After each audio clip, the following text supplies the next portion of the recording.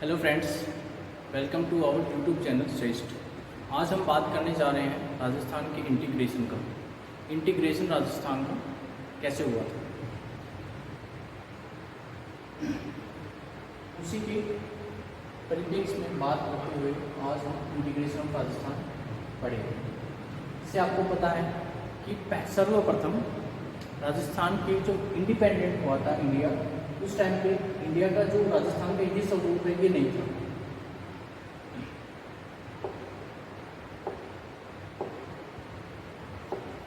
Independent के time पे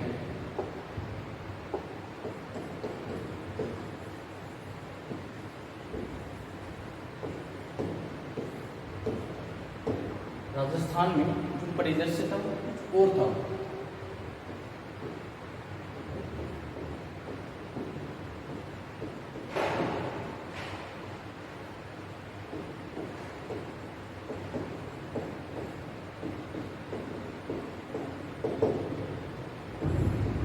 थे क्या थे 19 प्रिंसली स्टेट्स थे, देशी रियासतें कहते हैं, देशी रियासतें।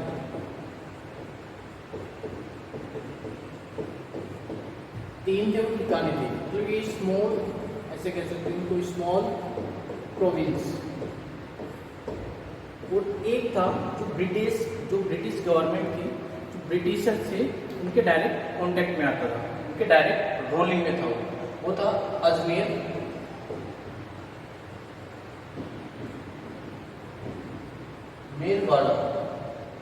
अजमेर वाला जो रीजन था वो डायरेक्ट ब्रिटिशर्स के कंट्रोल में था।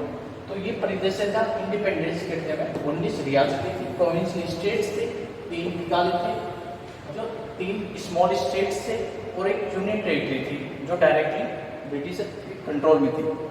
तो 19 प्रिंसिपल स्टेट्स थे। 3 ठिकाने कौन कौन से थे? तो थे लावा,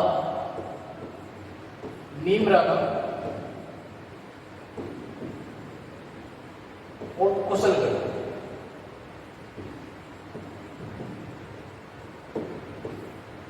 तीन ठिकाने थे, 19 प्रिंसली स्टेट्स थे और एक यूनियन टेरिटरी जो अजमेर में थी।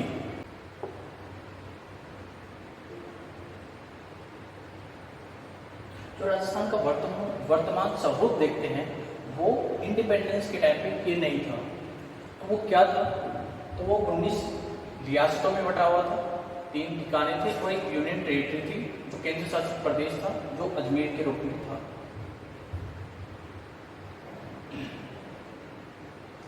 तो राजस्थान का इंटीग्रेशन है वो 7 फेजेज में होता है, 7 चरणों में होता है। सबसे पहले जो फेज था उसका नाम था मत्स्य यूनियन या मत्स्य संघ।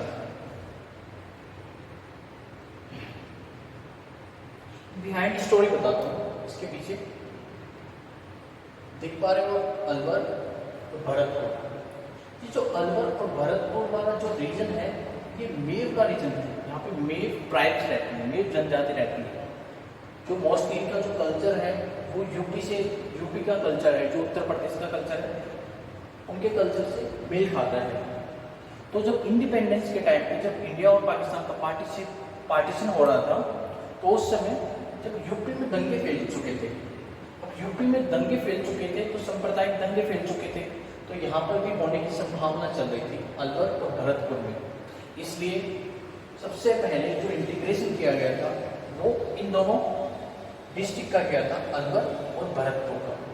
ये दोनों क्या थे? देशी रियासतें थी। इन दोनों का सबसे सर्वप्रथम क्या इंटीग्रेशन किया गया था। और उन्हीं के पास में छोटे छोटे से 2 और है, 2 और देशी रियासतें थी, करौली और धौलपुर। इन चारों को मिलाकर मत्स्य यूनियन बना। इन चारों को मिलाकर मत्स्य यूनियन बना। उसी फेज को कहते हैं मत्स्य यूनियन।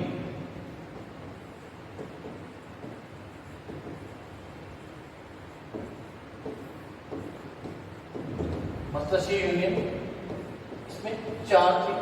कौन कौन से थे? अलवर,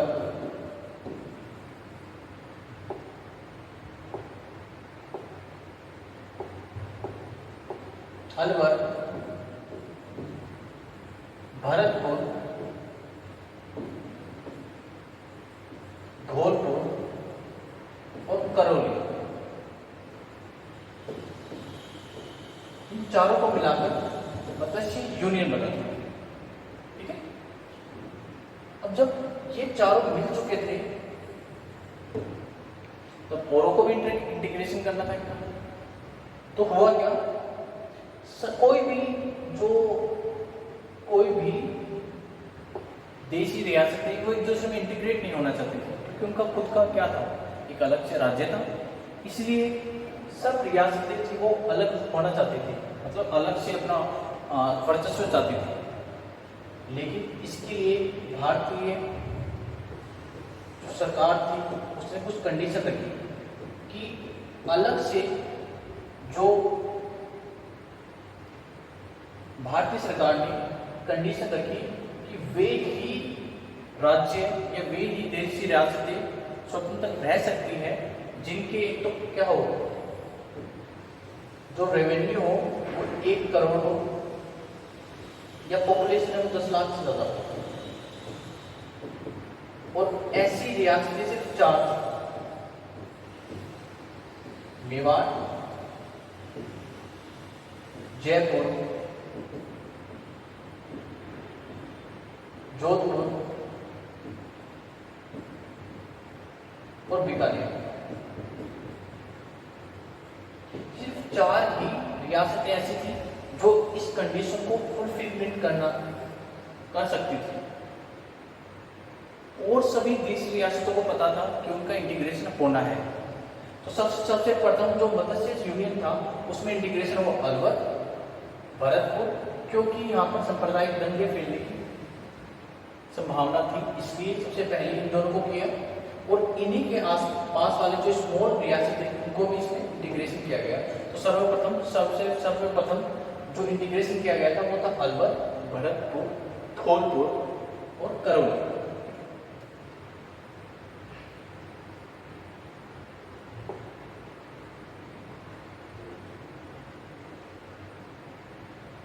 मत्स्य यूनियन में जो इंडिया का उस टाइम पे था, ठीक है, मत्स्य यूनियन में जो किया गया था इंटीग्रेशन वो 4 स्टेट्स का किया गया था, करौली, धौलपुर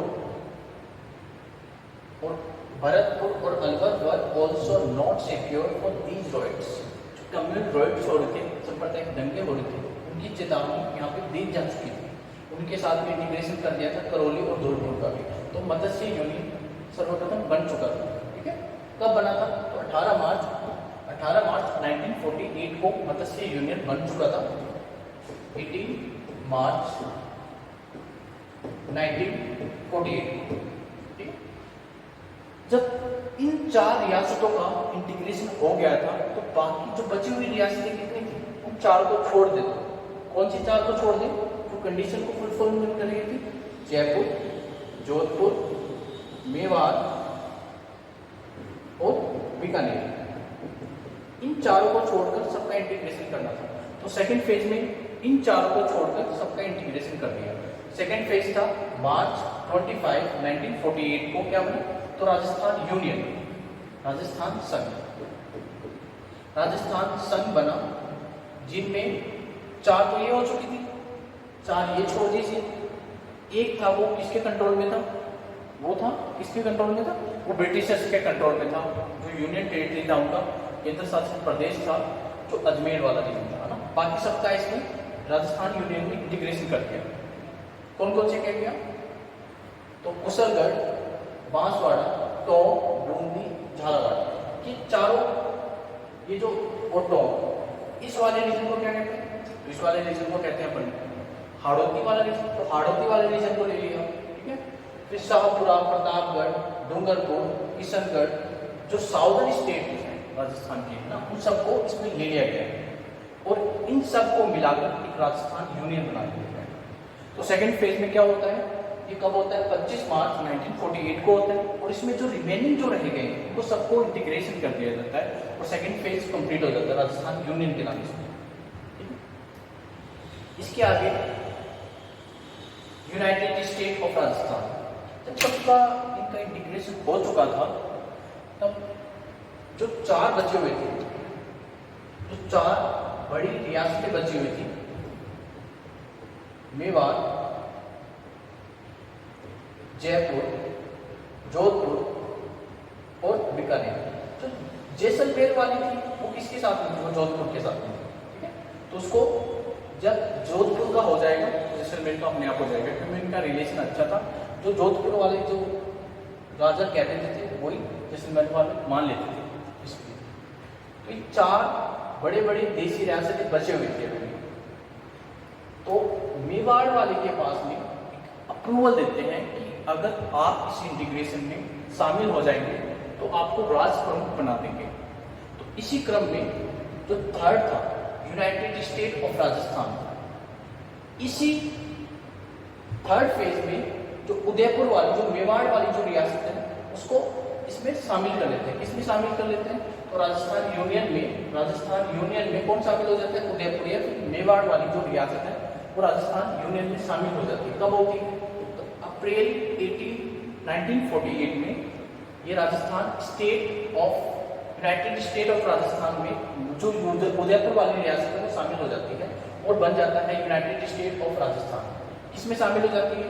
राजस्थान यूनियन में जब कौन शामिल हो जाता है? मेवाड़ वाला, है ना, मेवाड़ वाला या फिर उदयपुर वाला शामिल हो जाता है तो यूनाइटेड स्टेट ऑफ राजस्थान बन जाता है। ये कब होता है?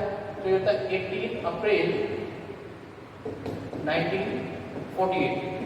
3 चरण कंप्लीट हो गए, 3 फेज कंप्लीट हो जाते हैं। अब लेके आते हैं चारों बड़ी बड़ी रियासतें बची। कौन कौन सी? जयपुर, जैसलमेर, बीकानेर और जोधपुर। इन चारों का मिलकर ग्रेटर राजस्थान में बन जाता है। जब यूनाइटेड स्टेट ऑफ राजस्थान में इन चारों रियासतों का विलय हो जाता है तो बनता है ग्रेटर राजस्थान। ये कब इंटीग्रेशन होता है? ये होता है मार्च 30 मार्च 1949 में। मार्च 30 1949 को जो यूनाइटेड स्टेट ऑफ राजस्थान है उसमें 4 रियासतों का विलय हो जाता है, जोधपुर, जयपुर, बीकानेर और जैसलमेर। और इनके बनने के बाद में राजस्थान का ब्रॉडर वे सामने आता है, इसलिए उसको ग्रेटर राजस्थान कहते हैं। ऑलमोस्ट राजस्थान जो वर्तमान स्वरूप है वो बन चुका था, इसलिए उसका ग्रेटर राजस्थान बोला गया है। और इसी डे को 30 मार्च को ही हम लोग राजस्थान दिवस के रूप में मनाते हैं, राजस्थान डे सेलिब्रेट करते हैं। United state of greater Rajasthan. अब 5th वाले में करते क्या है? तो 5th वाले में जो सबसे फर्स्ट में क्या हुआ था? सबसे फर्स्ट में होता मत्स्य यूनियन और जो ग्रेटर राजस्थान है उन दोनों का कंबाइन कर देते हैं। तो कौन सा स्वरूप आता है? तो आता है United state of greater Rajasthan. अब ये फेज कब होता है? तो ये होता है 15 मई 1949 को। 15 मई 1949 को जो मत्स्य यूनियन है, जो फर्स्ट वाला फेज था, जो 4th वाला फेज था, उन दोनों को कंबाइन कर देते हैं और जो निकल के स्वरूप आता है वो क्या है? तो United state of greater Rajasthan. ये 5th फेज था। 6th फेज में होता क्या है? तो 6th फेज में जो 26 जनवरी जिस दिन हमारा जो संविधान लागू हुआ था, इंप्लीमेंट हुआ था, उस समय भारत का अपना जो राजस्थान का स्वरूप क्या था उसको देखते हैं। तो इसमें सिरोही को शामिल कर दिया गया था, लेकिन सिरोही के 2 जगहों को छोड़कर, एक भीलवाड़ा और दूसरा था आबू। अब इनके पीछे की स्टोरी है वो कभी फिर देखेंगे, ठीक है। लेकिन इन दोनों को छोड़कर बाकी जो सिरोही था उसका इंटीग्रेशन किसमें कर देते हैं? उसका इंटीग्रेशन कर देते हैं United state of greater Rajasthan में। 6th फेज में 26 जनवरी 1950 को स्टेट को शामिल कर देते हैं United state of greater Rajasthan में। किसको शामिल कर देते हैं? जब सिरोही को, इसमें सिरोही शामिल हो जाता है। किसको छोड़कर? तो किसको एक्सक्लूड करके? तो होता भीलवाड़ा और आबू, ठीक है। और जैसे आपको पता है 7th अमेंडमेंट एक्ट 1956 में क्या होता है? तो उसमें होता है राज्यों का पुनर्गठन, स्टेट रीऑर्गेनाइज होता है फिर से, ठीक है। तो उस टाइम पे जो सिनेरियो था वो क्या था? तो उसमें था अजमेर, जो स्वरूप था यूनाइटेड राजस्थान का, उसमें एक बचा हुआ था जो किसके कंट्रोल में था? तो ब्रिटिश के कंट्रोल में था, वो इंडिया के कंट्रोल में चला गया था स्वतंत्रता बाद में, लेकिन उसको शामिल कर लेते हैं किसमें, राजस्थान में। अजमेर मेवाड़ रीजन को राजस्थान में शामिल कर लेते हैं, और साथ साथ में सिरोही के दो जगह बच गई थी, माउंट आबू और दिलवाड़ा, उसको भी राजस्थान में कंबाइन कर लेते हैं। और साथ साथ में जो एमपी का एक सुनील टप्पा वाला रीजन था, सुनील टप्पा रीजन है वो एमपी का था, उसको किस में शामिल कर देते हैं, उसको राजस्थान में शामिल कर देते हैं। और वहीं जो झालावाड़ का सिरोंज वाला जो जगह था, झालावाड़ डिस्ट्रिक्ट में सिरोंज जो जगह थी, उसको किसको दे देते हैं, उसको मध्य प्रदेश को दे देते हैं। तो इस तरह हम देख सकते हैं कि राजस्थान का इंटीग्रेशन वो 7 फेजेस में होता है। मत्स्य यूनियन मार्च 1948 को हुआ था। इसमें कौन कौन, करौली, अलवर, धौलपुर और भरतपुर। जिसे मैंने पहले बताया कि अलवर और भरतपुर में क्या सांप्रदायिक दंगे की भावना भड़क चुकी थी, इसलिए सबसे पहले इनका इंटीग्रेशन करते हैं। उसी के पास में 2 छोटे छोटे रियासतें थी, उनको भी इसी में इंटीग्रेशन कर देते हैं। इससे जो बनता है वो बनता है मत्स्य यूनियन। सेकंड फेज में क्या बनता है, तो सेकंड फेज होता है राजस्थान यूनियन के नाम से। कब बना था, 25 मार्च 1948 को बनता है। इसमें जितने भी होते हैं बड़े बड़े छोटी छोटी रियासतें होती हैं, उनको सबको इसमें डाल देते हैं, सिर्फ 4 रियासतों को छोड़कर, जयपुर, जोधपुर, बीकानेर और मेवाड़ वाली जो रीजन है, मेवाड़ वाली जो देसी रियासत है, उनको छोड़कर बाकी सबको किसमें डाल देते हैं, राजस्थान यूनियन में डाल देते हैं। ठीक है, तो थर्ड फेज क्या होता है, यूनाइटेड स्टेट ऑफ राजस्थान। ये कब होता है, 18 अप्रैल 1948 को होता है। इसमें जो राजस्थान यूनियन है उसमें किसको मिला देते हैं, उदयपुर वाले रीजन को मिला देते हैं। ग्रेटर राजस्थान, ग्रेटर राजस्थान में क्या होता है, तो ये कब होता है, मार्च 30 1949 को होता है। इसमें जो 4 जो रियासतें बच गई थी बड़ी बड़ी, जैसे बीकानेर, जोधपुर, जैसलमेर और जयपुर, इनको किसमें मर्ज कर देते हैं, उसको यूनाइटेड स्टेट ऑफ राजस्थान में मर्ज कर देते हैं। और जो राजस्थान का जो ब्रॉडर वे में जो स्वरूप निकल के आता है वो इसी फेज में निकल के आता है। और ये कब होता है, 30 मार्च को होता है। इसलिए इसी दिन को क्या मना लेते हैं हम, राजस्थान दिवस या राजस्थान डे के रूप में सेलिब्रेट करते हैं। और जो 5th फेज था, United state of greater Rajasthan, इस फेज में करते हैं। जो फर्स्ट फेज जो मत्स्य यूनियन का था और जो 4th फेज था, उन दोनों को कंबाइन करके जो निकल के आता है वो ये था। 6th फेज में यूनाइटेड स्टेट सिक्स फेज में यूनाइटेड राजस्थान जो 26 जनवरी 1950 को हुआ था, उसमें जो राजस्थान में जो सिरोही वाला रीजन है, सिरोही में 2 जगह को छोड़कर, आबू और दिलवाड़ा, इन दोनों को छोड़कर बाकी सबका जो सिरोही है वो किसमें मिल जाता है, वो United state of greater Rajasthan में मिल जाता है। और इसी दिन क्या होता है, फर्स्ट जो हमारे सीएम है हीरालाल शास्त्री जी अपॉइंटमेंट होते हैं ना, और रीऑर्गेनाइज राजस्थान। तो राजस्थान का जो वर्तमान स्वरूप है वो 7th अमेंडमेंट एक्ट 1950 के समय राजस्थान राज्यों का पुनर्गठन के बाद में जो स्वरूप निकल के आया था वो राजस्थान का वर्तमान स्वरूप है। इसमें करते क्या है, इसमें जो अजमेर का जो रीजन था उसको किस में शामिल कर देते हैं, राजस्थान में शामिल कर देते हैं। अजमेर मेड़ वाला जो रीजन है उसको किस में शामिल कर देते हैं, उसको राजस्थान में शामिल कर देते हैं। साथ साथ जो सिरोही की 2 जगह थी, आबू और दिलवाड़ा, उसको भी राजस्थान में शामिल कर देते हैं। और मध्य प्रदेश का सुनील टप्पा जो है उसको राजस्थान में शामिल कर देते हैं। और वही जो झालावाड़ का जो सिरोंज वाला जो जगह है उसको किसको दे देते हैं, मध्य प्रदेश को। तो ये आपका 7 चरणों में राजस्थान का इंटीग्रेशन समाप्त होता है।